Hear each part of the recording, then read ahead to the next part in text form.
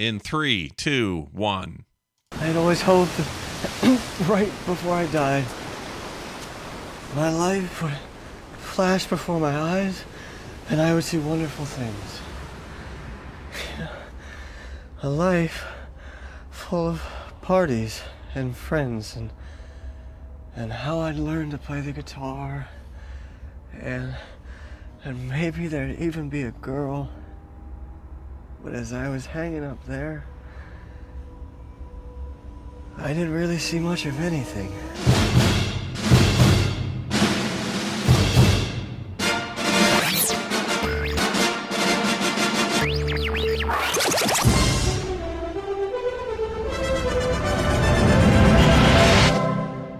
Remember when you put that cork in my butt? This is Film Sack.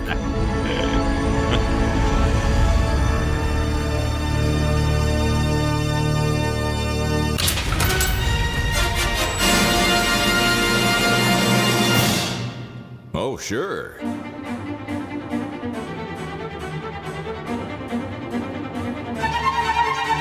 Hello, and welcome to Film Sack. This is Film Sack, mining the very depths of film entertainment for all mankind. This is episode 627. Did I already say my name? I'm Scott Johnson. Joined today by Brian. I wonder if he also yelled, "You will drink your milkshake," every time Paul Dano said things done away. That's what I do. Oh, hi. This week on Film Sack, we break out our Swiss Army knife, and man, does this thing have a solution for every problem you can encounter. Especially if that problem involves heading over HBO Max and falling in love with this comedy adventure from 2016 that pulls at your heartstrings while asking you to pull its finger. Oh, movie, you had me at gas-powered Daniel Radcliffe motorbutt. There goes my hero. Watch him as he goes. Should I guess the song for this week, Gibbet? Maybe. Anywho, you know, I'd always hoped that right before I die, my life would flash before my eyes and I would see wonderful things, just like the top of the show. A life full of podcasts and friends, and how I'd learn to spew water like a fire hose into another dude's cup to satiate his thirst. and maybe there'd even be a girl, or at least a multi-purpose man guy that I could make out with on a bus that I made from twigs and berries. Yeah. But as I was hanging up there, I didn't really see much of anything, but I did see you guys. And I know it sounds dumb, but I really thought for a moment that maybe, just maybe, you guys could stop using my penis as a compass. Randy, just saying things that are in your head. That's bad talking. Bad talking. It is bad. Please stop using that word, please. Nicely done. Also with us today, Randy. What if he just did the tip, Jordan? Ooh. Aloha, Scott. Brian. Oh. Brian. Randy. Okay, look. I just stop staring at me with that Saw Gerrera look on your face. Okay, I'm clearly not well. I mean, neither are you. Mm-hmm. You're not doing well in the head right now. Yeah. Not after what we've been through. I wouldn't blame you or anyone at all if you just imagined a corpse. I mean, you just imagined a corpse and then you dragged it around in the woods and played fancy dress up with the corpse that you imagined. What else are you supposed to do? What are you supposed to do? Are you supposed to give $100 an hour to a therapist, but only talk to them once a week, and then they get your doctor to prescribe something for you that makes you gain weight, lose brain function, and lose sex drive? What a deal. Maybe the corpse in the woods that I promise you is completely imaginary is a better option for you right now. Maybe it's not necrophilia if you ventriloquize it, or maybe ventriloquizing it is exactly what makes it necrophilia. I'm just saying everything sucks and there's literal trash scattered everywhere until you get to town where it's clean. And that's a metaphor, isn't it? It means you need to rejoin something real and say goodbye to the human fart boat so that the rest of us don't have to wonder if you're out of your mind so much that it carries over to other people. Are you kidding? Stop it. Sign up for a class at the community college and open a sensory deprivation tank salon, and don't allow yourself to have internet at home, and take up a hobby that takes a lot of time. Like that lady who started digging under her house for no reason. Be like that lady. Goodbye. Oh, wow. But what about love? What about love? Love matters. Nicely done. Also with us, and finally, Brian. His farts become more useful with time and practice. Ibit. Way more useful. I can clear out a ski resort. All right, just like with Daniel Radcliffe's pants, it's time for a little pop. Nice. Wow. Yeah, Wow. baby. Wow. I got you made my neck hair stand on end. Am I alive?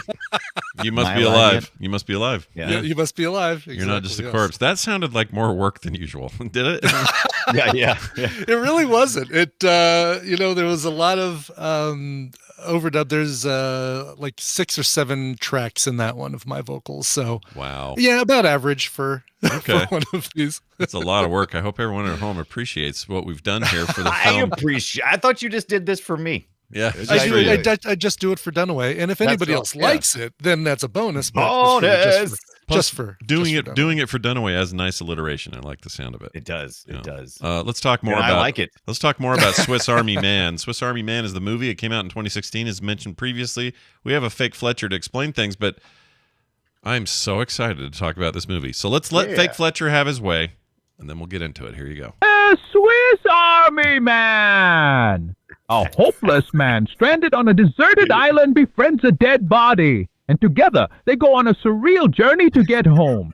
There Why are is farts, and there are more farts. Put down your Harry Potter dolls and get ready for something unexpected. Jurassic Park. All right. Why it's almost leaning towards a Asian accent and it's starting to make me uncomfortable. Yeah. It's a little weird, right? And every week it's slowly getting. That's what happens to all AI. That's what they said. It all becomes racist eventually. How is the right? AI evolving? Like, is it going to become sentient at some point and say, I'm not going to read your crap anymore. I hate you. But I will speak like this forever. Exactly. Man. Yeah. So this movie is from the Daniel Kwan, Daniel. Yeah. I don't ever Not Daniel Radcliffe at all. It was from the It was. Oh yeah, I forgot. We had 3 Daniels in this, and a Dano. A lot of Daniels. Mm-hmm. Yeah, 3 Daniels and a Dano. And a Dano and a Winstead all walk into a bar. Anyway, this thing came out, and I remember seeing previews going, well, that looks kind of dumb. Maybe I'll see it sometime. Looks like future film sack material. Didn't really worry about it. I'm pissed that I hadn't seen this before. This movie Am I the only one that's seen it? No, you must have been, because I thought none of us had, so you might be the only one. Exactly. Yeah, no, this is definitely my first viewing. Well, I also love Dunaway, this freaking Tina's movie. last viewing, by the way. But Also, Dunaway, every time someone would write in and ask us to sack it, you never spoke up. I've noticed. Yeah, it's true. Because we don't usually do comedy, and I just could never Comedy, huh? Well, I never could. Well, that's the thing. Watching it this time, once I watched it again, I was like, okay, this is appropriate because it's comedy, but it tries to be genuine in parts. So therefore, it definitely qualifies. It's not straight up comedy. It's just comedy with a little bit. Also, by the way, you know me. I don't think farts are funny. There, I said it. I don't think farts are funny. Yeah, you don't like Just farts. on their own, they're not funny, right? But Right. it's context is what makes farts funny. yeah, usually. So- and this has a so lot of Scott- context in the farting department. Scott with the counterpoint. I love this movie. Yeah. I absolutely loved it. I was not expecting much. I don't know what I was expecting. I knew so jump ahead years and you know that these guys are responsible for Everything Everywhere All at Once, and I loved that movie. And so did a lot of people. Won Best Picture and a bunch of other awards. So it was clearly good. And also, what I loved about that movie was how freaking weird it was and how different and how it took me places I wasn't seeing possible or didn't know they were going to go or whatever. And this did that again, but very differently. And I still have tons of questions about it. Like, I love a movie where I'm still not totally sure if those guys saw him fire off into the ocean and after. I think they did, because they all freaked out and saw the corpse go. I can answer that if you'd like. Yeah, give us an answer. There's a great I after watching it and after Tina went to bed, I did a deep dive into finding out more about it because it's just is fascinating to me. And I've got a couple movie comparisons I'll talk about later. But there was an Alamo Drafthouse interview with the Daniels post, a post showing interview, and they talk with them about the process of like getting a studio saying, yeah, we'd like to make a movie about a guy who finds a corpse on the beach and animates it and falls in love with him and blah blah blah, and That's how farts, you sell it. exactly. Right. And but one of the things they say is, a lot of people ask, do the other people, his dad and Mary Elizabeth Winstead and all these people, do they actually see what the corpse can do, or is it all in Hank's head? Is Hank crazy? And he says, Hank's not crazy. The corpse does all that at the end, but we wanted to still make it a little bit vague at the end so that if you wanted to believe that Hank was crazy, then you could still believe that. And Hank is still crazy. Yeah. Right. Yeah. Bernie's corpse doesn't move on its own at the end. It Bernie. actually, like, it just seems like the life force of farting Yeah. is the only thing that's animating it. Yeah. Hank. Yeah. I love. Yeah, he called him Bernie for a reason. Bernie. I got the joke. Manny. I got the joke. But so their reaction to the body at the end kind of confirmed that. But it was really right up until then that we were led to believe that maybe this was all in his head. They never, like, she acted like she didn't notice the corpse out in the yard. Was it ever there? Maybe it wasn't there. Right. It could have been a Tyler Durden thing, spoiler alert. But yeah, that's what I thought we were doing, actually. When the dad showed up and was freaking out and he was hiding behind the ambulance and like peeking around and stuff, I went, oh, it's like Tyler Durden. He is the corpse, or he is the same person. Right. And then they switched it again, and they switched it again. It was just they could have even gone with, Hank is dead the whole time, and that it really is his corpse, and he's just observing it. He himself washed up on the beach or something. Yeah, or I half expected the movie to end with him hanging again, looking down on his own body while it farted or something. I don't know. Yeah. But I liked that the fact. The thing that you were really focused on, in my opinion, was the dead body. Of course, is he not? Is he actually doing stuff? It really was all just hand waving, so you wouldn't see the fact that this guy's living in the woods behind this lady he's actually stalking. Right? It was all it's all look over here for the magic, and then it's like the magic's happening over here. Yeah. In this love story, which actually ends up not being where he ends up placing his love. He places his love more in his kinship with somebody who else was suicidal, with Manny, right? Which I love, by the way, Manny, which is just man. It's like the most generic name you could use. Right. So, and the trivia on Paul Dano's character is that his full name is Hank Thompson, which is a play on Tom Hanks from Castaway. I was curious about that. You could definitely feel some Castaway. Hank Thompson. For sure. That's funny. I didn't notice that at all until you just said it. That's smart. It's just what this is it's not just comedy, and it isn't just weird. It's a weird mix of it that these two seem to be really super into. And you were talking pre-show about deep diving on old videos that the Daniels had done, and a lot of this carries through those. The most famous of which is Turned Down for What, which features a guy who also has a boner and humps anything until it explodes and makes his way through an apartment building to do it. Yeah, it's a very weird. It's weird. If you go, you'll see that these guys are consistent, I guess is what I'm trying to say. Yeah. But it's in the same way that Everywhere All at Once has like emotional resonance and is telling you powerful stories through metaphor. It's also goofy as shit, and this is that again. And I am not used to this combination, and I really like it. I really came away loving this movie. Like, really, really liked it. Like, as weird as it is, and it is weird, it's freaking weird. Yeah. It turns out that's it's my why I kind wanted of to weird. be vague, by the way, because when I watched it Wednesday night, one of the first things I typed in our little Film Sack chat, and I didn't want to say anything either way about liking it, not liking, whatever. I said, this might be the weirdest movie we've ever watched on Film Sack. Oh, I think so. It's up way there. up there. It actually got me thinking a lot about what makes a movie weird. Like what do we call a weird movie? And it's a very, very subjective thing. And so I started looking up like people's lists of the weirdest movies ever made. And I was specifically looking for lists that included this one, right? And a lot of them are like movies you've never heard of, movies we would never see because they're just not available. They're small. They're weird on purpose, and they're just not for a general audience. But that led me to thinking, before I saw Swiss Army Man, what did I think was a weird movie? Like what was and I started just like going through every movie I could think of. Like what's weird? And I ended up typing out only four. Can I predict one of them? I hope so, because one of them should be in any list Are these things we movies. film sacked already, or things No, that? not at all. Okay. No. All right. I'm just like, I'm trying desperately to think of popular films that people have seen that they would also say, well, that's very strange. That's weird. Oh, Okay. oh, Because yeah.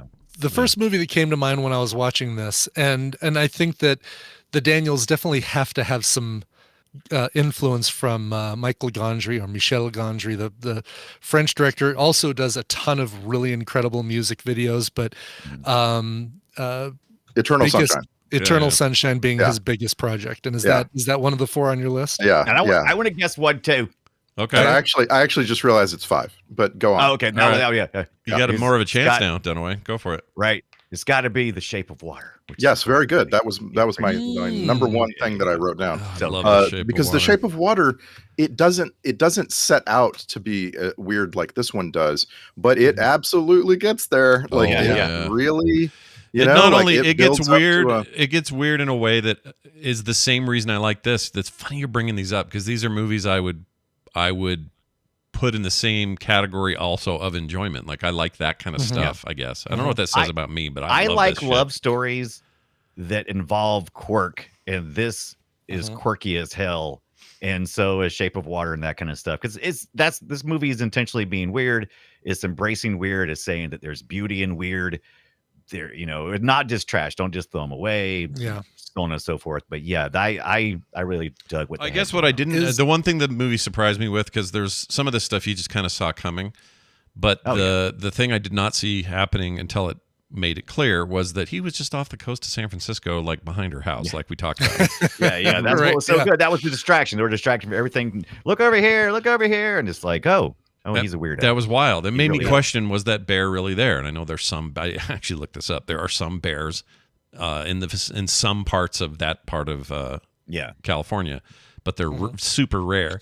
So I was starting to question everything. Rare bear. we got a bear on our flag, but we better have some bears. You better have some bears. Exactly. Yeah. Yeah. They can't put on it's false advertising if you don't have bears. Them was showing somewhere- up down in near the beach though, I think is pretty freaking rare. I don't think that happens very often. But It's a anyway. rare bear. Yeah, it's a rare bear. Yeah, rare bear. Before we get too far away from it, I Rare want bear to keep stare. on Oh. Randy's list. Is Be Kind Rewind on that list? It isn't, and I thought I didn't want to like go too far into like defining a director and then just saying this is what they're doing, because like then you're gonna just like I want to you're gonna want to talk about that weirdo from Denmark. What's his name? The one that made all the weird ones.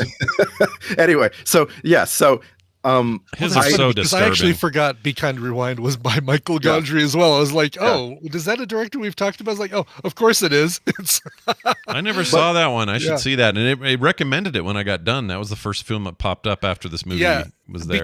because a lot, like, it reminded me so much of just the what was that term that they used for you blankify a movie, right? By recreating with household materials and garbage. There was a term that we had in the early 2000s. No. Oh my God. And it was kind of based on this thing. Sweeting, you're sweeting a film. Oh. Yeah. Yeah. I've heard that. I didn't know I've not always known kind of what that meant. So it's kind of, how does it connect here? Because I didn't know that's what this. Because it comes from Be Kind Rewind, because they don't have a lot of the movies that people want, and so they produce their own versions of the films. Like, here's our version of Jurassic Park, but it's dudes in dinosaur costumes, and they say, well, this is the Jurassic Park that comes from Sweden, so they're sweeted versions. Okay, of now regular I need to films. see that movie because I never understood the connection. I get it now. And it feels like that whole bus scene, like all of the stuff that in the cave, like the little model of, you wonder where he gets all this trash that he makes all this stuff from. But all the little models that he uses to teach Manny about life felt so Be Kind Rewind to me. That whole style of. And I don't know if they still do this, but there were a bunch of Swedish film festivals. At some point. Really? Yeah, there was like the Tampa Bay Swedish Film Festival and the Palm Beach Swedish Film Festival, and you had to make a Swedish film by yourself without any budget. And I love those. I love those. Love it, man. Like Indian Spider-Man. Oh, so good. Yeah, totally. That stuff rocks. So, but yes, I absolutely think that the filmmakers are the defining characteristic. Is what well, I just want to cut to the chase here because like I ended up thinking about Eraserhead and how yes, it is Lynch's weirdest movie. Yeah, by far. But they're all weird, right? And Yeah. I have to list The Shining because it's weird. Yeah, it's The Shining should be on there. That movie's still weird. His and Kubrick in general, he freaks me out. That guy. The horror aspects of it have completely eclipsed. Yeah, the horror have eclipsed the weirdness of it. But at its heart, it is a weird movie. Yeah. Well, and let me just name one more, and that's Fight Club came to mind. And and again, I'm not trying to name the weirdest movies of all time. I'm trying to name the ones that I've seen that are the weirdest. And looking back through all of these, there is a certain level of mental illness in all of it. Like you just can't not address that. Yeah, even in The Shining. Movies. Oh, I would say definitely The Shining. Right. Nice. So like The Fisher King was like probably the first movie that I openly recognized that mental health was telling bad mental health was telling part of the story. And and he does that a lot too. Like what's the one I love? Time Bandits. Terry Gilliam. Terry Gilliam. Yeah. Time Bandits is even about that in the end. It's about this kid who's going through change. So I think it's worthwhile. Just wait, do we think that the kid has mental problems and he imagined all the little people and the ultimate evil and the don't touch it, it's well, evil I don't know about problems, but he's definitely going through shit because his parents are getting a divorce. That's a pretty common theme in that's a pretty common theme with kids who are in. I want to believe that he really experienced all that. Well, stuff. see, that's the thing is maybe you kind of are supposed to wonder because remember at the end, his parents, you thought it was all crap, and the parents touched the food in the microwave or whatever, and they exploded, and they never explain it. So you're in a lot like this movie. You are left going, okay, I guess it really did happen. Was it all a dream? Kids are all trying to escape. We go all the way back to our current iteration that we all are inspired from is like Alice in Wonderland, or even Wizard of Oz. Those kind of things where it's like, didn't they? I don't know. Yeah, no, that's a great comparison. It's it's from such a different time that it's actually even a better comparison because it's not soaked in all these weird things like, well, he farts himself across the ocean, or he can throw up water.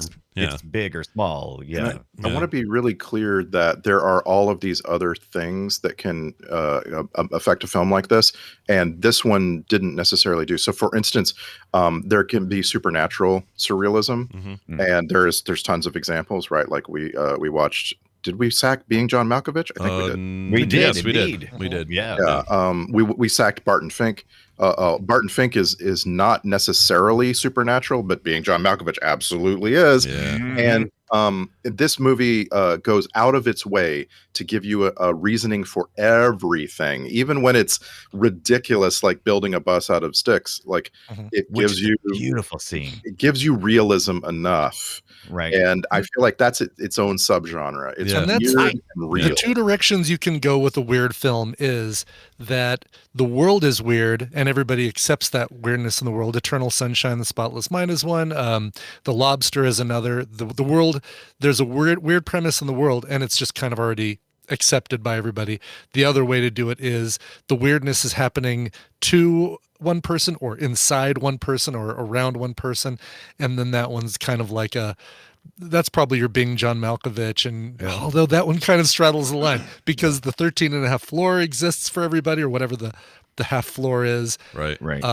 Nobody seems super surprised by the tunnel, like Well, they're more surprised that it's John Malkovich than it is that a tunnel goes into somebody's brain. That lobster and sacred deer thing, those two are such great examples of the first thing you talked about, the world accepted where you just, and that's why it's so discordant, because an audience tunes in and goes, well, I have to figure out what I think of this weird thing that everyone is normal about. Like, it's a really great trick. And I love that they put all of this in there so deftly that you almost didn't notice the rom-com that was going on, which is, will they, won't they?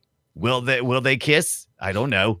Am I supposed to be in love with this guy? Are they supposed to have and I loved how they mixed these genres up a little bit and made it even a little bit more weird. and a little more uncomfortable. Yeah, and I also Yeah, love that because there were times of it was very adult, and then there were moments where it was the sweetest, most innocent film I'd seen all year. There was like these times where Radcliffe's character would, have revelations about life and what it means to be who he is, and this photo means something. I'm going to dig further and find out what it is. That development is so sweet. It's just a sweet little like growth thing, like finding out who you are, and it was almost like its own sub movie. I love that. And they were doing really good because every time it swung to being too saccharine or too serious, but by the way, the music was amazing. I love all the breathy music and stuff. But they would bring it back with comedy. So you would have somebody pontificating everything about life and death, and then there would be a fart scene. And then, there would be everything about love and understanding. And then suddenly there's a dick as a compass. It's just this constant. But what's great is it took his fear of death, which was really kind of the overall arcing thing here. He's also a freak show, but his fear of death is what's causing all of this. And so him dealing with those fears. And one of them specifically is his dad or whoever told him that when you die, you crap yourself. You basically let out a huge fart. And so he translates this into this movie, part of this movie, to become almost a character unto itself. And it gets away. At first, it's like, oh, he's farting. That's funny. Haha, whatever. Yeah. But later on, you're like, no, this means something. Like it's a meaningful. It's hard to explain. It's a meaningful bunch of farts. And when he flies off into the ocean with that grin on his face, farting himself away, it was like him saying his final goodbye to this dumb fear about embarrassing himself when he dies or whatever. I just suddenly had that realization that there's somebody listening to this who did not watch the movie at all. I know. And how could we have possibly enjoyed it? Right? Like that's what they've got to be asking themselves. Yeah, that's the thing. If there's ever been a movie where I hope you saw it so you could listen to us talk about it, it's this one. Because it needs to be. It's hard to describe the context in which those elements arrive and how they persist. Because at first it's a snicker, in the end it's a tear. It's like right. And we're not really even trying to describe it and explain it, because you'd have to spend an hour and a half and go through every little detail, because every little thing in the movie leads to the next little thing in the movie. Yeah. It's really I just can't get over the idea of these two guys writing this thing. Yeah. Like what must that, because they filmed it in 3 weeks. They must have spent 3 years writing this thing, probably, to get that all correct. And they're clearly very good at this. I mean, I think they already. I mean, they proved themselves last year or whatever it was. Last year, everything everywhere at once. Yeah. But this just solidified my desire to see what's next. I cannot wait to see what they do next, and I have no idea what it is. But, I worry about that. I always, whenever someone makes a name for themselves with this kind of like outlandish filmmaking, because it's very competent, right? But the script and what you actually see are wild, like unlike other things. I always hope that they don't try too many times. I hope that they like you know what I'm saying? Like I feel like David Lynch is a great example of I just really stopped caring. I don't care at all about what David Lynch is doing. He hasn't done much lately, but I don't know. I never really fell off his wagon. And people like Jim Jarmusch. I can't think of his damn name. Cigarettes and coffee and Naked Lunch. Or no, that wasn't him. That was the other guy I liked too. No, that was me last week. That's Existence guy. After the drinking. Right. Yeah, Naked Lunch. Right. I can't think of the Existence guy. What's his name? Cronenberg. Thank you, David Cronenberg. Those guys, I am always interested in what they're doing, because in a lot of ways they're similar. In fact, if you took all our Film Sack movies and laid them out end to end and said, all right, which one of these is the weirdest? We may have a new winner, but Existence is up there, man. That thing was fucking... I think Existence, I don't know did Existence, was it intentionally weird? I think so. Yeah, I mean, I don't know if it was intentionally weird. I don't know. Cronenberg doesn't do anything unless it's intentionally weird, I feel like. I disagree. And because we haven't seen what's the one where James Woods and Debbie Harry get it on in a television set? What? That's a thing? Sweet. It's Videodrome. I think Videodrome. Yeah. I'd always heard of Videodrome, never saw it, but he was really... also known as Brian Dunaway's basement. Yeah.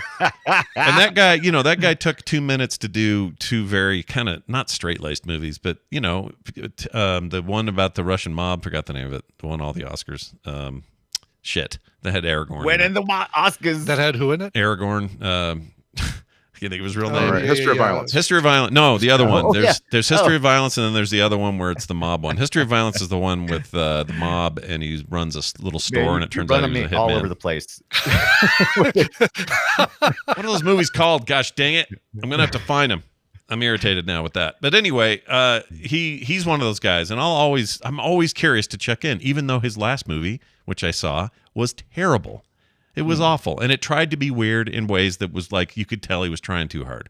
So they can't all nail it, and so I understand the fear the Daniels may slip up. But I want to blow your mind about David Cronenberg.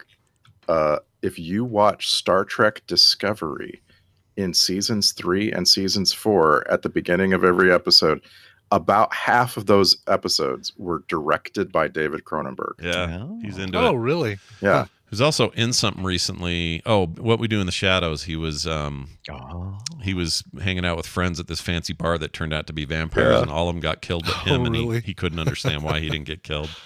It was great. Huh. The guy's willing to laugh at himself, which is kind of nice.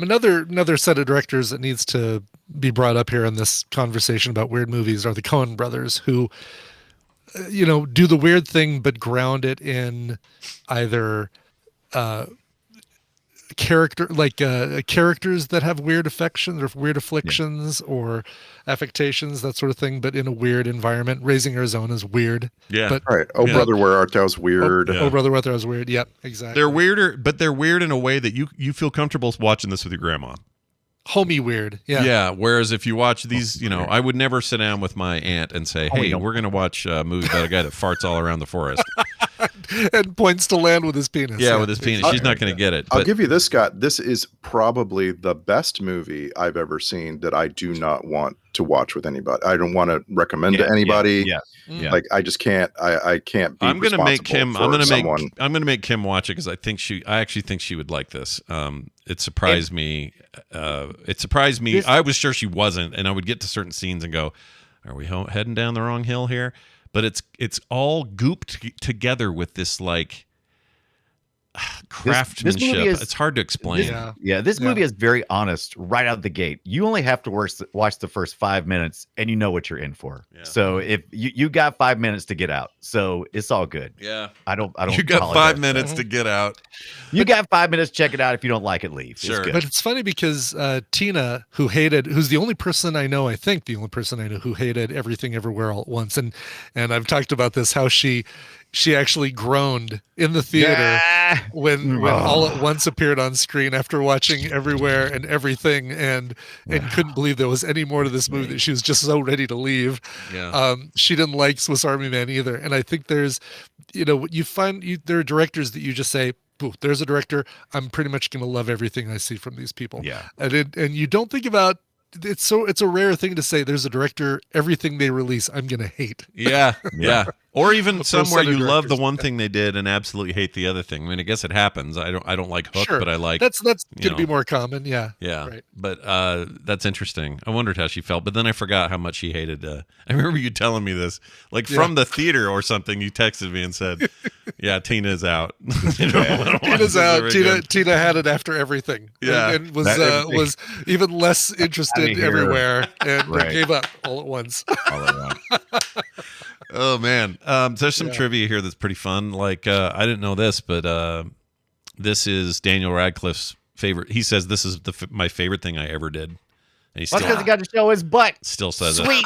And it's it. and it's in a series of films that he made that are all weird, right? Oh, Like Yeah. Horns is Yeah. great. You watch that one. We need to watch. I haven't that one seen too. I love Horns, that and one. I haven't seen what's the one where the guns are tied to his hand or surgically attached to his Guns hand? Oh Akimbo. yeah, that's the only one I haven't seen. I've seen everything else. I want to see it. I'm fine with him taking weird swings like this. I think it's great.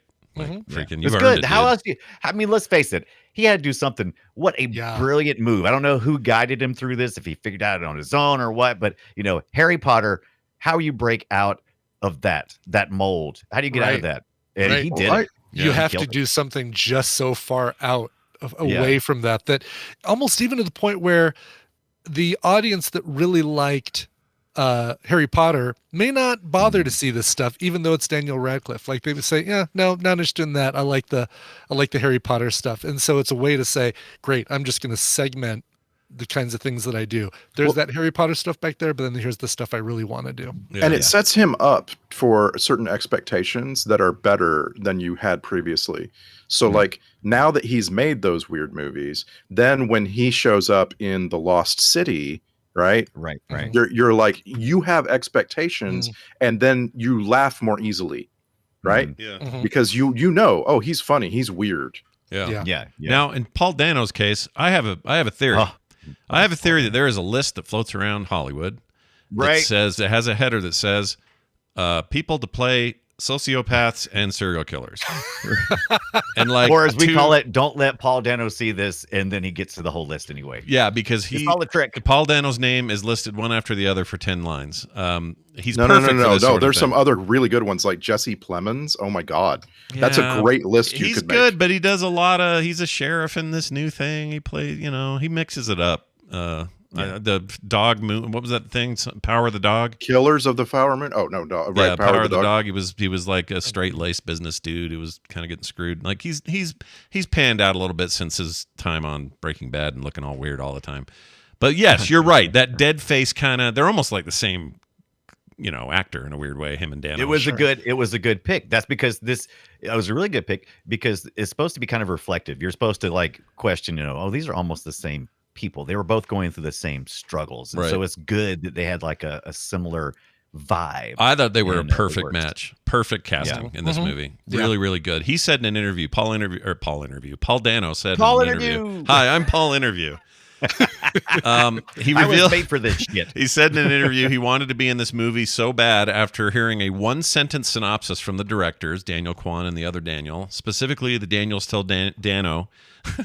They wanted to make a movie where, quote, the first fart makes you laugh and the last fart makes you cry, unquote. That's beautiful. You know who I would love to see put himself on that list? Adam Devine.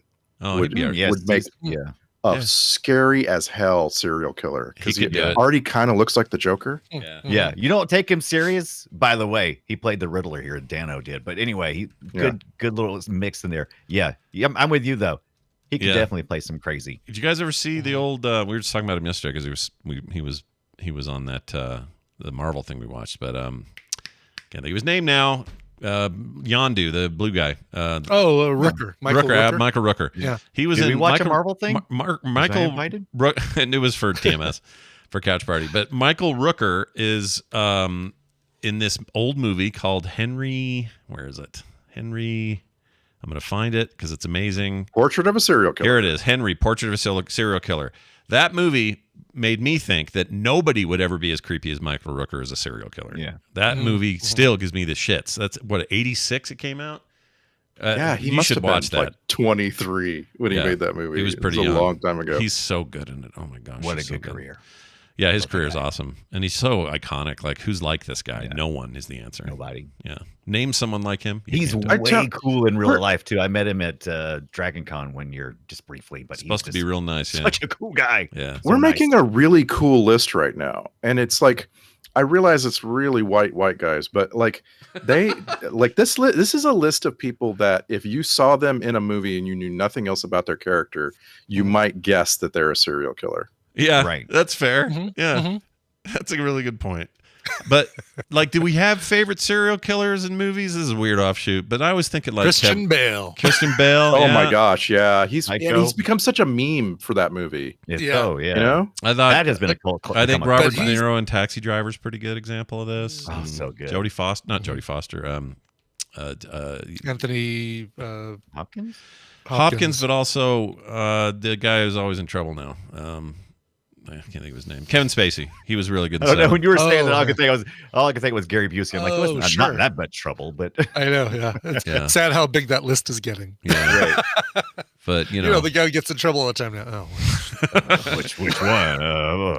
I'd say Natural Born Killers and Woody Harrelson, but that's kind of feels like that was such our generation. Feels like Does a cartoon even remember now, that though. anymore? Like I love that film, and I that feel movie's like, really important to our generation. But is it yeah. is it cult? Do people still look back at it now? Or See, that's a good question because it was right on the cusp of like reality TV and it relies so much on the fact that Mickey and Mallory become huge reality TV or true TV, crime TV sensations. Right. And would they be more than a blip on the radar in today's society? Instagram, yeah. Right, What you gonna do? exactly. It's like they're just doing it for the like they'd be The more like lulz. a TikTok or Insta killers as opposed to TV stars.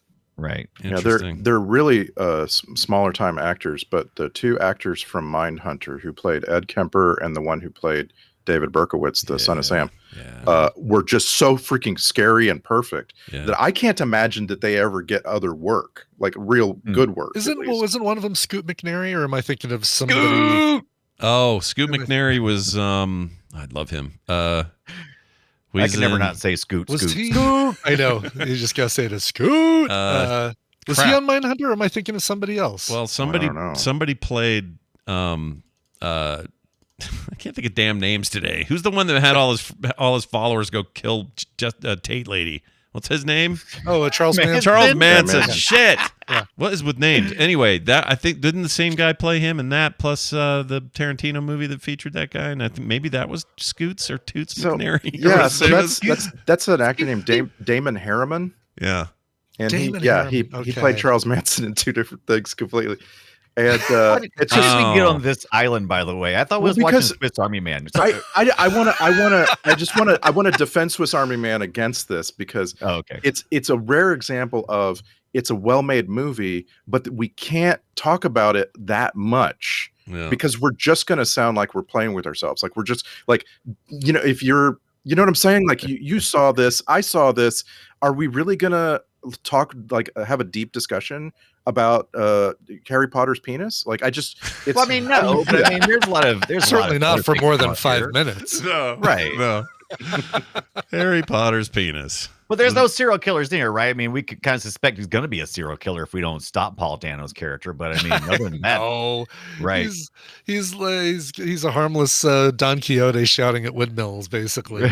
A little bit. In the end, I don't think anybody ever should have been afraid of him. And her seeing her photos and of him taking her, pictures without her permission on a bus and keeping those and making it his lock screen and all of that. It's creepy behavior for sure. Right. Making out with a corpse, that's legal in most states, right? Well, I mean, that's the thing. The movie never really tells me for sure if any of that shit happened. I don't know. Right. It may have, and if it did, and he's got, he's some kind of necrophiliac, got that problem with him. Great. Was the body ever there? Great. Is this movie weird body as was shit? definitely Great. there, right? We determined that. It was, but then was it? Like, right. There half the time when people started showing up, Winstead shows up and the little girl. Did the little girl see the body? Did she listen? I don't know. Sure, because she saw the boner and started freaking out and crying. Everybody saw the body, absolutely. But Winstead acted like she didn't, because she came out and was like, "Here, let me help you." She's acting like there's no at body. that point, she thought that he was like a living person. I mean, even the girl asks, "Are you get dressed up for Halloween?" Kind of thing, seeing that how pallid Manny is.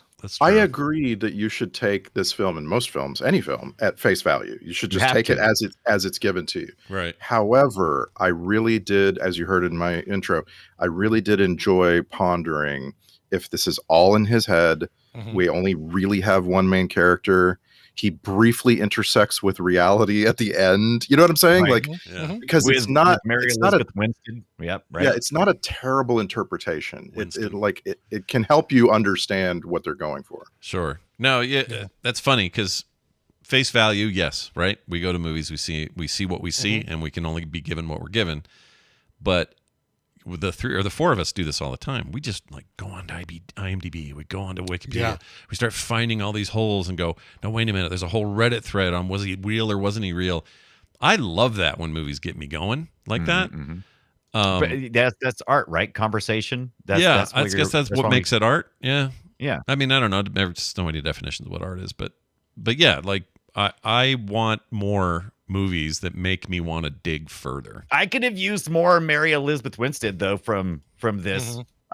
She should have showed up earlier because she's always amazing. Did we watch Scott Pilgrim versus the World here? Did we do that? No, we have not. I don't think we have. Yeah, we've recommended it. Talk about another kind of weird movie with love story involved. The new animated thing just launched on Netflix with great reviews. People, Yesterday. People are raving. At some point, we'll have to watch Cloverfield Lane whatever Oh, whatever number it I- is. Oh, yeah, Cloverfield 10. Lane. I 10 really Cloverfield Lane. digged 10 Cloverfield Lane. That Yeah. was really. Did we once again? We I- didn't do that one. Nope. Okay. We I haven't didn't do seen that that. one. I've not seen that film, so I know Oh you've my heard of it. gosh, Yeah. I'm going to put it on our list because Yeah, that's. please do. I want to watch that with you, and it's got some connective tissue with this movie because there is, quite a bit of it where you wonder, are we just in this Mhm. guy's head? Right. Yeah. Same And year. Yeah. yeah, and there are times when I feel like every viewer is able to draw a line in the sand and say, no, I will not deal with this filmmaker insisting that this is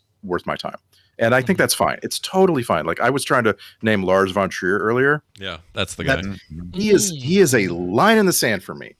And I feel like if you make me try to watch a Lars von Trier film, you have the filmmaker saying, this is actually really, really clever. And me saying, no, it's not. I don't like it. And and I want everyone to have that. You should have that. And you should kind of know where your line in the sand is before before you take on too many things that are on the other side. And this film, the reason I'm praising it is because I feel like even if you really don't like this kind of thing, like, a lot of the films we've named to compare it to are films you don't like. I feel like there's something magical in it that will break past the line you drew. I agree. There's something about it. This isn't negative weird. It's a weird, positive weird. Like it worked for me. It made me I came away smiling and feeling good. Not like I would with Von Trier or something. Like if you guys ever want to make the mistake of seeing Stellan Skarsgård's penis, well, and I got good news for you because you can watch No Von mistake Trier's. there. What is it? What was the Nymphomaniac? Nymphomaniac, I think. Oh, really? Yeah. No, I don't think you watched Nymphomaniac, but maybe Melancholia. I don't know. I don't remember. That's the only one of his movies that I've seen, and that's I don't remember seeing Skarsgård's penis. Oh, big time toward the end. It's Because bad. I would remember that. It is in Melancholia. I think that's Okay. it. No, That's sorry, it's Christ. not. Is it It's in. Christ? It's definitely Nymphomaniac. That's the one. Yeah, Part because 1 I and 2. remember, Kristen Dunst does some surprising Melancholia. nudity in Melancholia, but Oh, surprise! Surprise nudity. Yeah. But yeah, Antichrist there's is stuff in his wonderful. his movies like Antichrist. I will never. I regret ever seeing it, and it doesn't have anything to do with Jesus. By the way, if anyone's worried about that, it's not that. It's a weird title for a movie that has nothing to do with that. But if you really want to see Green Goblin, freaking Willem Dafoe, Right. doing some of And the worst things I've ever seen in a human being do. and a lot of Movie hardcore poster sex. kind of what's the word? It disturbs me. Yeah. The movie poster for Nymphomaniac. Yeah. Because it's 9 actors all in the throes of orgasm, it looks like. And Yeah. it's Stellan Skarsgård and Christian Slater and Willem Dafoe. I don't want to see any of those people. No, and I go into these movies. I went into these movies thinking, all right, I'm told he's an auteur. I'm told he's an important filmmaker. I need to put aside whatever concerns I have. Let's see it on its own merits. Blah blah blah. I regret all of it. His movies are horrific. And I mean, Nymphomaniac is just porn, and it's 4 hours of Charlotte Gainsbourg. It's having 2 sex parts, with right? people. 2 hour chunks. Yeah, it's And crazy. The wildest thing about Nymphomaniac to me is that there's a director's cut that adds an hour to a 4-hour movie. Jeez. Here's the thing, though. I wouldn't call it porn at all because it's so negative, and it's almost like I like my positive porn. I Well, like what I'm saying is like I want them to be excited about what I'm porn showing. Right? Porn generally is meant to positively stimulate somebody. This thing was not stimulating. This was like horrifying. Everything about it was sex. Does this make your compass turn the other way around? Is it? No, it makes it go make you- away. Does your Makes me compass point needle away become from inverted? home. Yeah, it makes me Right. point inward. It goes way. It shrinks because I was in the You're like, pool. "Oh, he's got an innie. Yeah. Oh, ooh. I kind of felt the same way about Paul Dano and Daniel Radcliffe. Like, I was genuinely interested in whether or not they were falling in love, but the physical stuff all seemed like it was being played for laughs. I was never And- supposed to like want them to kiss or something. Right. And I think that was supposed to, that's just one of those things where it's like, let's make the audience feel uncomfortable, but also, maybe ask them to open their minds a little bit. What is love? So on and so forth. I was blown away by the physical comedy. And the fact that this was done in 2016, if it had done it even a minute earlier, a lot of these effects wouldn't have played, because man, some of this stuff is hilarious and almost unbelievable. Like when he's shooting, when he's like putting the what do you call it, the little harpoon things in his mouth and stuff and shooting them off. That was some pretty cool effects. No, it was great. It was shocking. Like you'd Right. see it and go, holy shit, he's like a repeating weapon with like harpoons coming out of his mouth, and then later he's got rocks and he's just jamming them down his throat, and he can do like they're so overt blowing about the it. head off a poor raccoon. Yeah. And it's so shocking and comes in these waves of like, oh, we're in the middle of a montage of sorts, right? Where he's getting camp ready or doing whatever he's doing. And he's using Radcliffe to turn things over, flip that car over, or not car, whatever it was, washing machine. Like he's the tool for all this setup of building that place he builds. And it's done in a way it's almost like matter of fact. It's like, yeah, here's how you do it. You have your dead body that's also a Swiss Army man, and you just start doing shit. And the audience is going, what is happening here? Why are you doing any of this? I love that part of it. He is the solution to any problem you could have, except for love. That actually is one of the only is he or is he not kind of things in here. Obviously, he can fart and you can ride him like a jet ski. He can, flip things over and sparks with his hands and stuff like that. Do we think that he was able to affect Hank's mind and make him think about his memories and why he ran away in the first place, kind of thing? Or do you think Hank just did that on his own? That's a good question. Once again, I think is you take the it film honest. What the film gives you. Mm-hmm. Yeah, because he says, that's what Hank said. He says, oh, you're able to affect my mind, so I'm going to take it at that. Well, and you would have never been able to, you would have been able to end this movie and say, okay, it was all just in his head. He had a body with him, but none of this shit was happening. He was just kind of filling in the gaps, and we were witness to it. But then they decide to have him speed away on his back, smiling out into the sunset, and have everyone see it, and have them all gaping like, what the frick are we watching? And the best final line ever spoken in a movie. Yeah, that was great. Yeah. What the F from what Elizabeth Winstead. She got the final laugh in that oh, movie. so good. But having her do that, having them react that way, and having the film end like that is meant to make you then go in your brain and go all the way back and go, now, wait a minute. If they saw him, okay, then that means the body's real and capable of such outlandish things like that level of air capacity in your freaking intestines and torque thereof. Like, if that's possible, then let's go back and rethink everything I just saw. I think the movie did that on purpose and was meant to make me do that, and I like it for it. I like that. Right.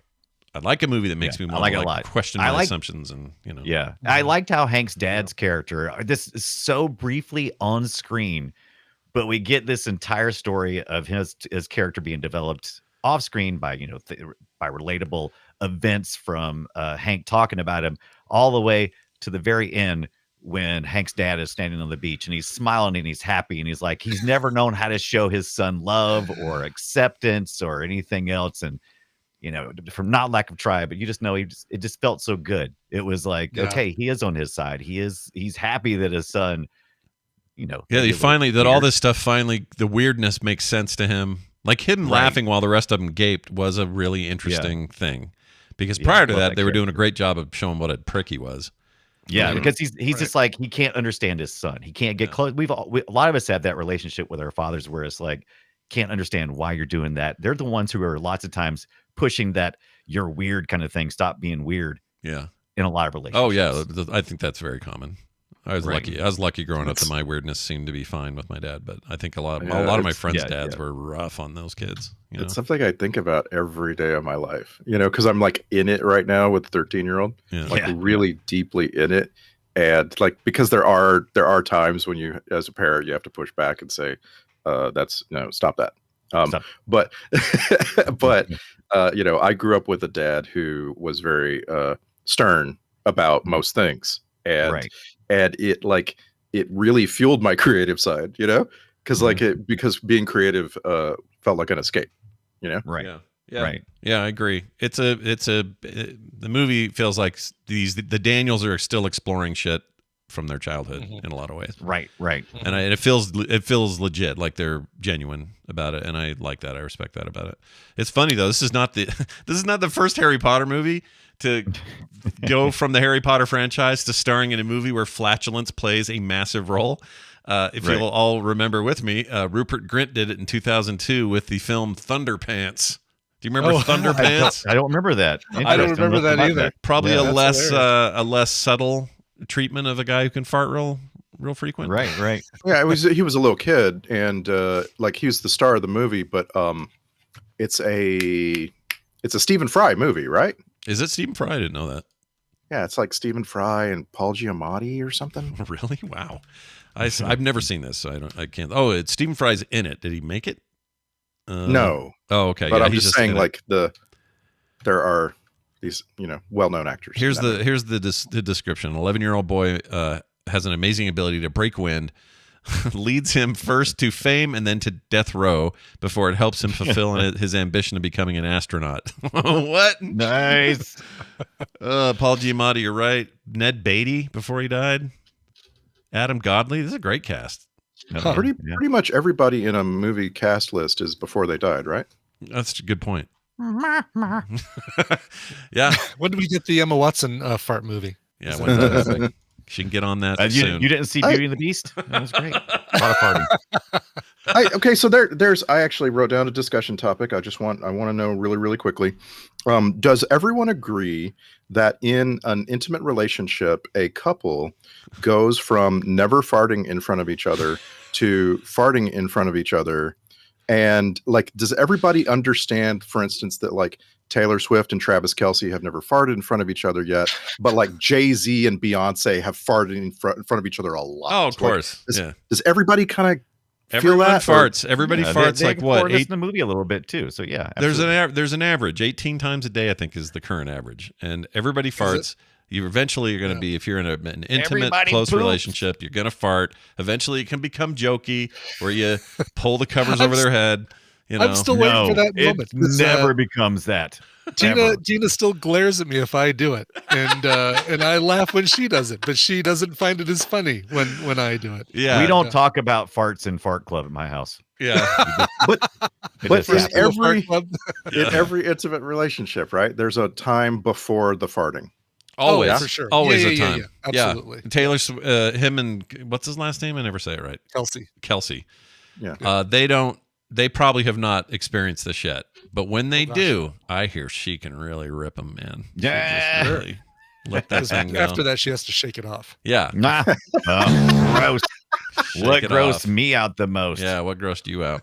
Gross. I can tell you. There's another What interesting. grossed Scott out? There's another. Oh yeah, we'll get to that in a sec. Neither director says they've seen Weekend at Bernie's, by the way. So if anyone wants to, make a claim, you're an '80s kid and you're like, this is just Weekend at Bernie's on an island or something. They claim they never even saw it, the Daniels. Yeah. So yeah, I think you can take that and put that out of your head. Weekend at Bernie's didn't even start the whole fun with corpses, right? I mean, that was going on in comedy well before that. Oh yeah, right? that feels like you could keep going back. Sure. Yeah. Also, this is my favorite of the trivia. Members of the cast and crew contributed Manny's farts. So recorded sounds of farts in the movie were from the cast, including nice. Paul Dano. He ripped off a couple to record. Daniel Radcliffe claims to this day to have not contributed a single fart. I can't fart on command. I can't do it. Yeah. But also in the trivia, which I absolutely love, is Daniel Radcliffe claims that they initially had a couple of like human and what do you want, mannequins like made up to look exactly like him. Mm-hmm. And then he demanded that they have him in every scene he could be in. So like when you see the surfing through the water scene, it's Daniel Radcliffe. Mm-hmm. And like they originally were just going to have a mannequin. And he's like, no, I have to be. I think it was the right choice. As much as possible. Because I never once, I mean, I knew I was seeing unrealistic things. A hand halfway down his throat, him shooting water out like it's tied into a lake or something. Like those things were obviously unrealistic. But having him be there for all of the practical and most of the other scenes was really good. I mean, I think that helped the movie. You think know? that's his butt, or you think it was a stunt butt? Oh, I think it's Oh, I totally his butt. absolutely think that was his hairy Yeah, crack. Yeah. That's a And- real Harry Crack. And, love it. and when we see his hairy crack full on, was the first time in the movie I thought, oh, I wonder what Scott is. Might have grossed Scott out here. I mean, it's a movie that is trying to gross Scott out, like in It every is. scene. It is. Right. So it was But- on my list, short list. That's number 2 or 3, but number 1 is something else. Surely like it really turns a corner for you when he starts, coughing up water and and it just Dano Dano's drinks the drinking it. water. Has to be. Well, that grossed me out in number 2 or 3 slot because that is a gross concept, but because I know it's not, it's so far from being possible that it didn't bother me. Right. The one Coming that from a did, hose. the one that really bothered me is not necessarily possible, but they straight up got all up in it to make it look like it. So if that gives you a hint, then maybe you'll get it. I don't know. And it's not them kissing. Don't worry about that. I don't care about that. It's fine. Kiss all you want. Kiss a boy. I kissed a boy and I liked it. It's not them Right. kissing. It's not that. Yeah, it's not I'm that. not. It don't always be mad. That's like, oh, you don't like two guys kissing. No, I don't like those two particular guys kissing. Is a totally different thing, right? Well, sometimes Like, it's just yeah. I'm at dinner and I see the people in front of me will just start making out and I'll go and I it's not, I don't like watching anybody kiss. That's what I'm just a saying. fact. Yeah. that's what I'm Yeah. saying. Yeah. It's like public displays of affection that are too affectionate. Like It's hold a it. great. It's Yeah. a great sport to be involved in, but not something I want to watch. Yeah, exactly. So any other ideas what this might be? Because it really bugged me. It really got under my cheese. Is cheese a hint? I don't know. 'Cause I'll movie's say just- it was early-ish on after Is it, he is realized it the cheese poofs? Is it the cheesy poofs? No, on no, the- no, on the- none of that. Oh, okay. It was after he realized that Radcliffe could start forming words and was going to be useful in some way. So if that's it, I don't know if that helps or not. Was it spit then? Is it spit coming out of his mouth? Nope. Nope. Nope. Touching his face. He was Nope. touching his face. He was touching his Nope. face touching. That's always a good guess. Is the face Yeah. touching? Yeah, Always don't a be good- touching faces, but absolutely not. That is not it. I will just Okay. tell you, since no one knows it, here it is. Gross. It was when he used Daniel Radcliffe's teeth and open mouth. Oh to yeah, that was gross. shave- That grossed me out too. Shave his beard.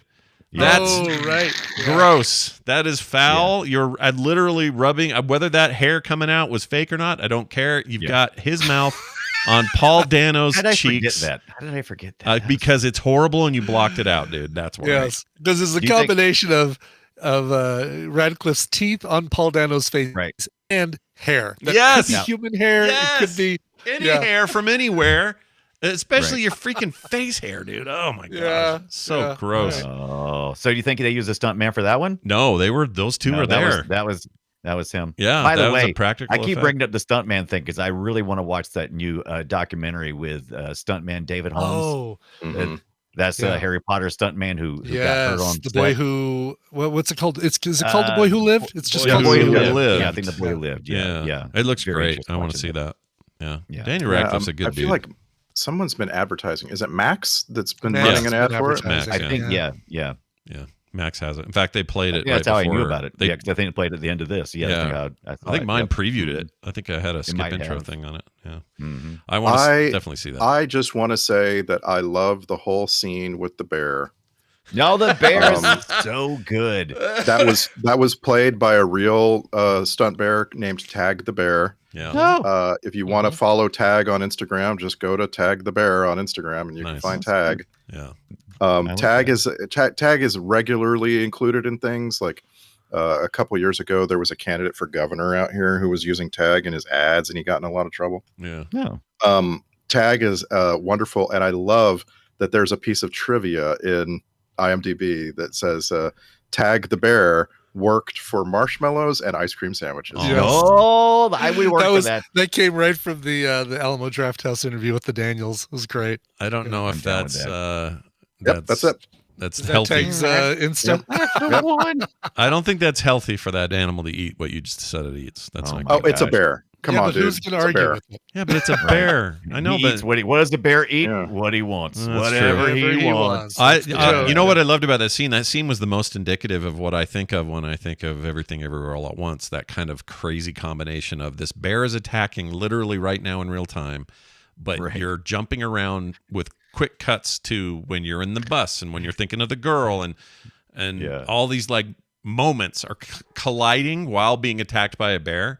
And they do Yeah. that like nobody's business, those directors. Something It's about so that good. style. Yeah. It's really, There was really such a serious moment leading up to that, the revelation that they had they had finally found civilization. He had something to tell him, so he's all telling him, and then he's like, the raccoons over there eating our food or something, and it's Oh yeah, when they call them from Parental. the big hairy raccoons eating our the food. big hairy raccoon. yeah. That was just. I was like, what? And I was like, because we've already been, Yeah. crying with the other raccoon thing, and it was just great. There were moments like, I laughed out loud a few times, and I didn't expect to.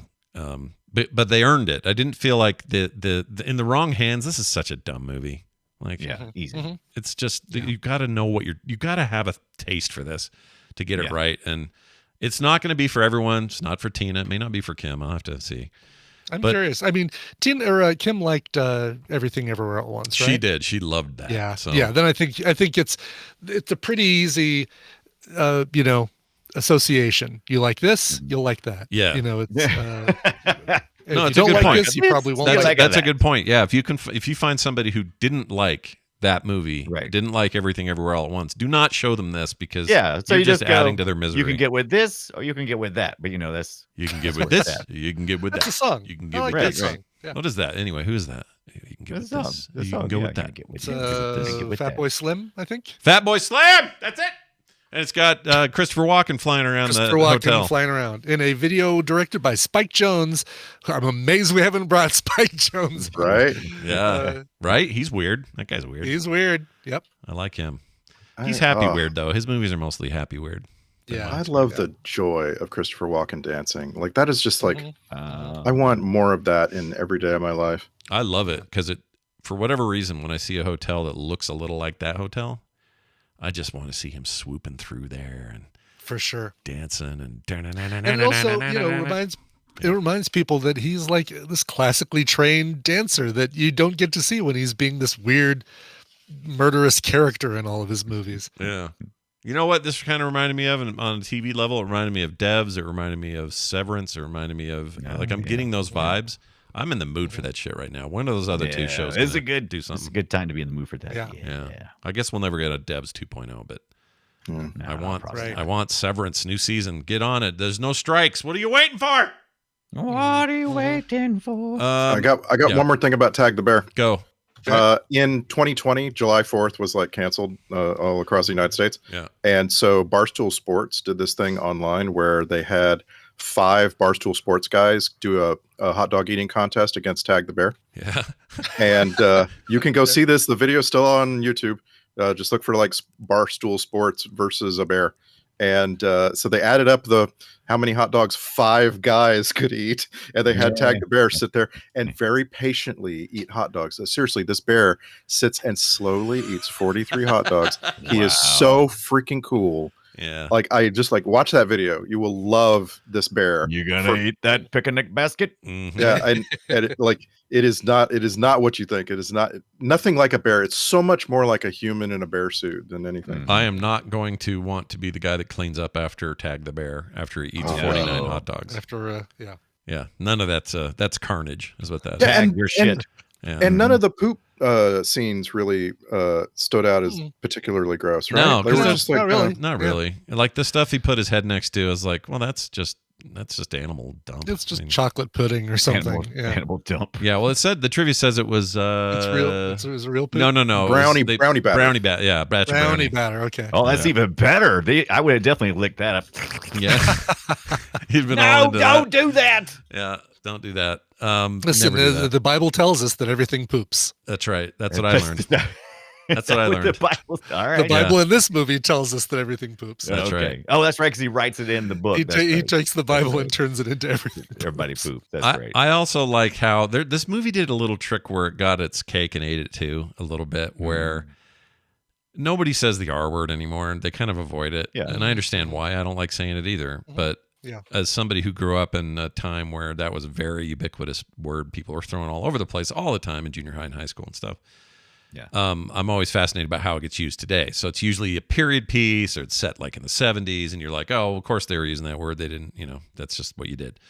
But this movie makes it a thing, a recurring thing, Right. and does it in a way that says we're both going to use it in a way like we used to use it, but then we're going to immediately have a running joke that you're not supposed to talk that way.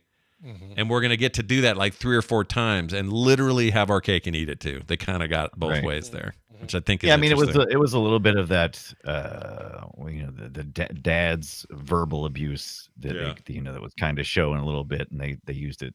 They even told him at the end, told the dad to quit saying that word. Like, and the funny thing is, Paul Dano's the first one to have said it. Yeah, right. Yeah, But you see the look on his face as soon as he says it, like, oh my God, I am not supposed to. That's a horrible word. I don't say that word. And when it gets reflected back to him in this childlike character, this Manny, he realizes, Yeah, what he's doing. He realizes how it sounds. Exactly. Right. It's like a child. It's like when you swear in front of a child and they repeat it back to you, and you've realized, oh crap. Yeah. What have I done? Yeah. Oh God. Well, there's your big deep look there. Anyone else have any final thoughts before we move to clips? I want to hear some clips. Oh, Me too. Well, me I bet too. Scott's added a lot of fart sounds to the clips we're going I to was hear. curious. I was thinking about that actually, because usually Scott adds little fart sounds. Or if he took them away here. Well, here's what's funny.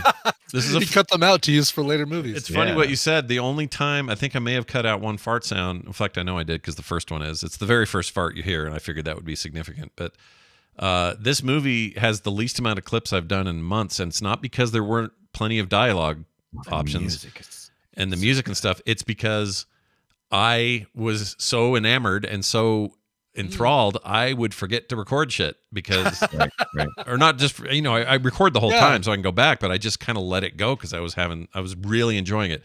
So that is the highest compliment I can give to this movie. It distracted me from doing film sack things. Anyway, let's start with a fart. This is the very first one on the beach, and it started rumbling and moved its way out. Here you go. Yeah, that would be the first of many. Yeah. The body starts flopping around like a fish, and definitely doesn't work that way, but I was happy to see them try to justify it. For some reason this song came up. Where did you come from? Where did you go? Where did you come from, Cotton Eye Joe? It's so weird. He's singing Cotton Eye Joe out there. Yeah. A lot. That's very. And you Radcliffe singing along with them later on. Yeah. I also really liked they kept referring to Jurassic Park. I love that. Oh, that was such a that music is so beautiful in the context of how they use it here is pretty neat. And then they had that acapella because all the music was acapella. I didn't know this till later. Yeah. Because some of it sounded like it maybe had more to it, but it was all acapella arrangements, and I forgot the performers. Brian probably knows these people. I had it in front of me a minute ago. Yeah. Anyway, it was really, really unique and different. And I'm not even really an acapella fan so much. Of like covers and stuff, not really into that. But when they did their acapella version of the Jurassic Park theme, it was like, whoa, that's amazing. It made me want to watch, wait for it, Jurassic Park. Yeah, and they were saying in that interview that John Williams never license his music to anybody, and the fact that they were able to get the rights to do that, even to do the acapella version, is huge. And they said, they asked him, "Did you tell him everything about the movie?" Probably what sold him on it. It's about a movie about farts. Yeah, sure. Did you leave some parts of it out? Yeah. Wow. I didn't know he was the one that controlled that. I figured that would all be Lucasfilm or whoever owns the movie rights to the movies themselves. He gets to control that? I think he gets to control it. Yeah. Wow. Well, you are John Williams. John Williams. Yeah, that's a big deal. In a bunch of interviews after this movie, they were asked, "So what's the genre here? What kind of movie is it?" And they called it a fart drama. I love that so much. That's just it's a fart drama. It is a fart drama. It's a drama of farts. That's like a murder of crows, a drama of farts.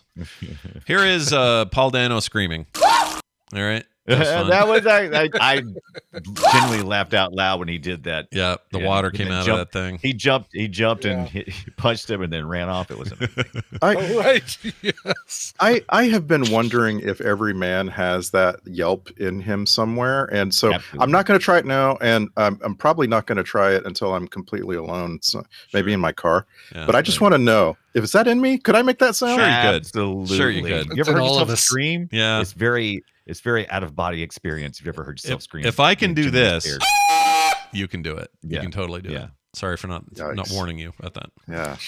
Yeah. Where was I? Oh, here's one from. Oh, it's another scream. I forgot the context though, but here it is. Okay, buddy. Oh, that was the scream and punch. I got it wrong. It was the Okay. scream and Oh, punch. right. Yeah, That because was- that's Radcliffe saying, okay, buddy. And Yeah, yeah. yeah. Okay, buddy. Okay, buddy. Daniel Radcliffe earned so many points for me in this thing. Oh, yeah. The movie is so consistent about him finding his powers. Yeah. Like there's never a time when he is more competent than he's going to be later. You know, like there's never a time when his voice is always getting just a little bit better, and it's really consistent. Yeah. Yeah.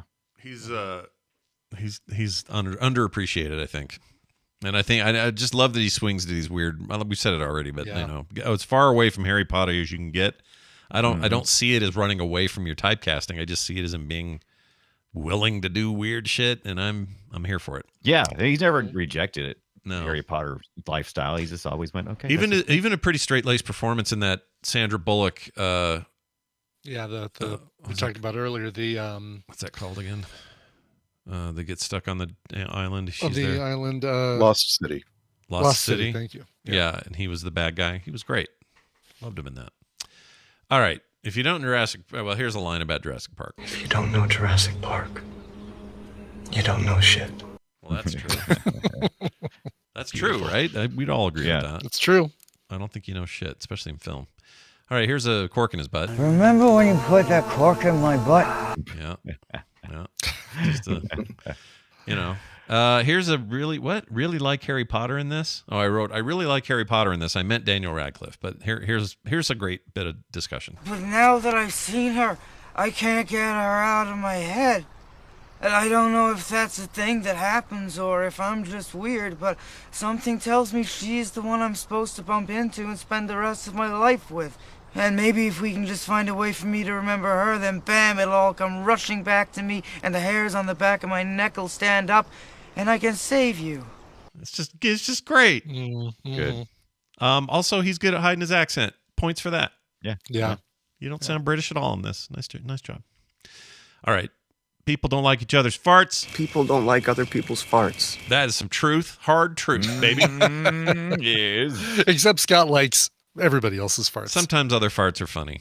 Yeah. But Yeah, I think Eddie Murphy had a bit about that. Sometimes you secretly want to smell other people's farts. Oh, God, no. I don't Not me. remember the rest I of do it. remember though. Mike Myers saying, "You always like your own blend," or something like that. Yeah, your own yeah. scent. Yeah. Your own scent. your own blend. I love the blend. That's a great one. I'm using that. We used to say, growing up, my parents used to say this. They'd say, all right, who farted in the car? And we'd all be Right. like, not me. It was her, whatever.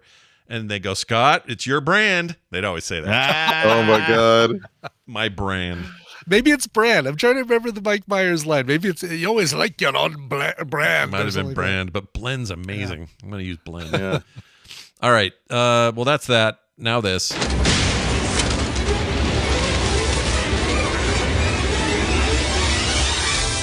And no chicks in the bucket. Everybody was accounted for. I didn't find any of those, by the way. No, for sure. Yeah, they're that. practically. The Sports Illustrated swimsuit chick is in the bucket. Yeah, I guess so. Yeah, the movie goes out of its way to avoid common tropes. Like it's kind of the point. Yeah, that's true. This is the checklist, the film sack checklist. You might be familiar with it. Here it is. More of a boy wizard than he was ever before. Check. You will drink your own milkshake? Absolutely, you will. And finally, point your boner north. Yes, check. Yeah. Let's see. Star Trek Connections. There's probably no one, but let's check in. We don't have much, but if you'll allow me a little leeway, I noticed that one of the police officers in Swiss Army Man was played by an uncredited Jessica Harbeck. Turns out that's the same Jessica Harbeck who did stunts in Star Trek Into Darkness. And Jessica Harbeck has done stunts in many other things, including on a film sack movie. She was credited for her stunt work in Army of the Dead. Oh, wow. She was zombie Elvis, and I just love that. Really? Oh, I kind of remember that. Yeah. Zombie Elvis. Got to be careful. She's going to get typecast. Yeah. You guys excited about his new outer space deal? His 2-part Rebel Moon, is it called? The new Zack Heard about Snyder this. deal? Snyder. Zach, Yeah, I'm kind of excited because it was supposed to Zack originally it was supposed to be another Star Wars thing, and then it got canceled or something. Netflix bought up his ideas, and then they made a full-on thing. I'm kind of excited to see it. Interesting, really. Yeah. I mean, I know he lets us down a lot, but I'm hopeful. I'm hopeful. We'll see how that goes. All right, let's get on to the soundtrack grade. I give it weird and perfect, so a WP from me.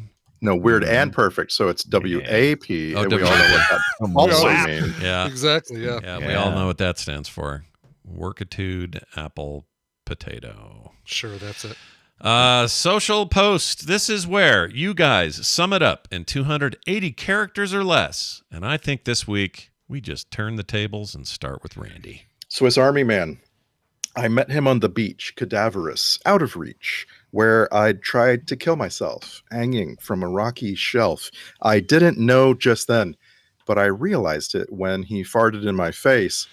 'Twas his body I'd embrace. I fell madly into love with this corpse devoid of any qualities redeeming. Yet about him I'm still dreaming. You may think this grotesque and question my sexuality. There will never be another motionless, cold, clammy skinned one for me. Oh, man. That's deep today. Yeah. I like that. That was great. Also, Dunaway. The Swiss Army Man, they sang and they danced, and it was beautiful until the farting and the shitting. Still beautiful, just a little less so. Hashtag motorbutt. Motorbutt. Motorbutt. They should have called it. They called it Swiss Army Man for... He's not really... I mean, yes, he's used for lots of things, but it's not really the point of the movie. They could have said Motorbutt. That could have been it. Motorbutt. Yeah. Motorbutt. All right, let's get to Brian Ibbett finally here. Swiss Army Man, a movie about farts, poop, boners, and Jurassic Park. I can definitely see why you like it. Ah, nicely done. Let's move on to the alternate titles. Just handed to me. Oh, that's a bag. That doesn't really work. Whoa. Well, why not? They could come in a bag. Yeah, sure. They're in the little cards in a bag. There you go. We've made it all work. Harry and the Riddler go on an adventure. Was it almost called No. Or Dads Suck. That's the name of this movie. Wow. Because that's kind of where they were at. Now, normally we get emails from you people. We get texts from you people, voicemails, that sort of thing. But today we're going to focus on a texter named Kay Smith. We assume it is not Kevin Smith, the creator of many movies himself. Different Kevin Smith or Kay Smith. Anyway, says, hello, Sackers. Heard you mention possibly sacking Exorcist 3 during your sacking of Exorcist 1. Yes, you should absolutely sack it. He says, I saw it at the theater when it was released. I recall it being pretty good with a hospital scene that still kind of freaks me out when I think about it 30 plus years later. Happy sacking, Kay Smith. Interesting. I break this up for two reasons. One, we've had a bunch of endorsements. I'm not going to read them all of seeing 3.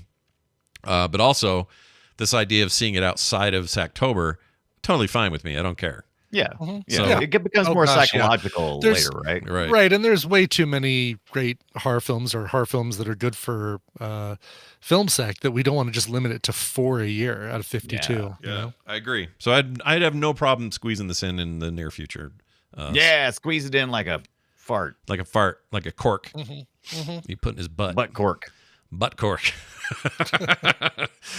Thank you for that message. If you would like to text us, you can, 801-471-0462, or you can email us the old-fashioned way, filmsack@gmail.com. And we got a lot of Exorcist 3 talk on the Frog Pants Discord. So maybe if you're not hanging out there yet, and this is the kind of thing that you relate to, you might want to go to the Frog Pants Discord, and you'll find other people talking about such things. There are links directly to it at filmsack.com, or you can go to frogpants.com/discord. Either one gets you there. We'd love to have you a part of the community. Nothing fancy. You don't have to do any hoop jumping. You just get in. It's just a link. Just Nothing get crazy. in. Reminder that we are supported by you and your good graces at home at patreon.com/filmsack. And I'd like to mention some new folks that joined us this week, including Diego Avila, Pete Sneakies. Sneaky. Yeah, lots of E's in that. And Seb resubbing to the Film Sack. It's nice to see him again. You all three are awesome people, and you're joining a cadre of wonderment. Great people in there, and we love having you here. No commercials ever. Pre-show content every week. And guess what? Monthly episodes. I got to get mine done. I'm so behind. Oh, wow. No kidding. Yeah, I'm due this month, and it's just been so crazy. But I will do it. I'm talking about perfect movies, or at least my definition of them. That's coming up soon, probably early next week, if I had to guess. Before Thanksgiving is the plan. Something I really have been wanting to say more about the Patreon is that if you are a patron of FilmSack and you go onto our Patreon, patreon.com/FilmSack, Yeah. and you comment anywhere and say, hey, you guys should sack blah, blah, blah. We're going to take that really seriously. For like real. we're going to, Yeah. that is pushing a film or maybe a watch along TV show way up toward the top of our potential upcoming. So like, you should know that. if Yeah. you're subscribed. We wait. It we means wait something. Yeah, exactly. We weight you higher than others. Okay. Mhm. It's weighted a logarithm. We prefer you. Chosen. So get that going. In the meantime, we're going to be watching our film next week called "You Only Live Twice." It's some kind of small British thing. My understanding. It's Something like that. Yeah. Oh, it's another James Bond movie. Oh man. Oh, Yeah. that.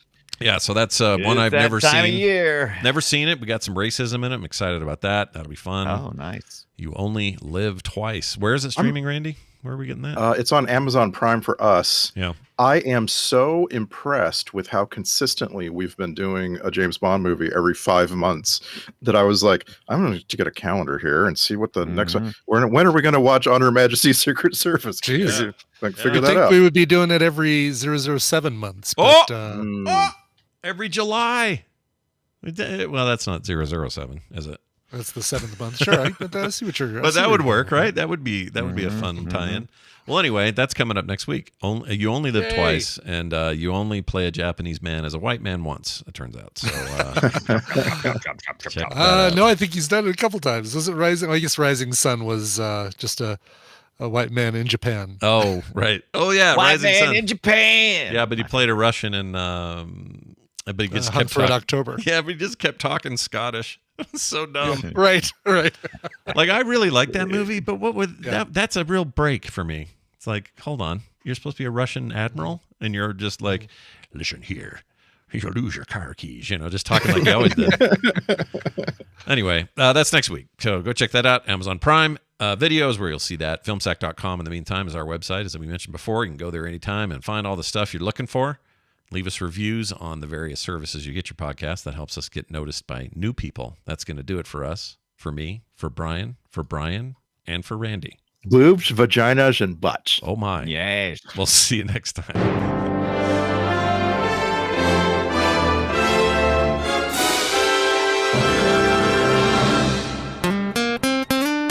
Get more at frogpants.com.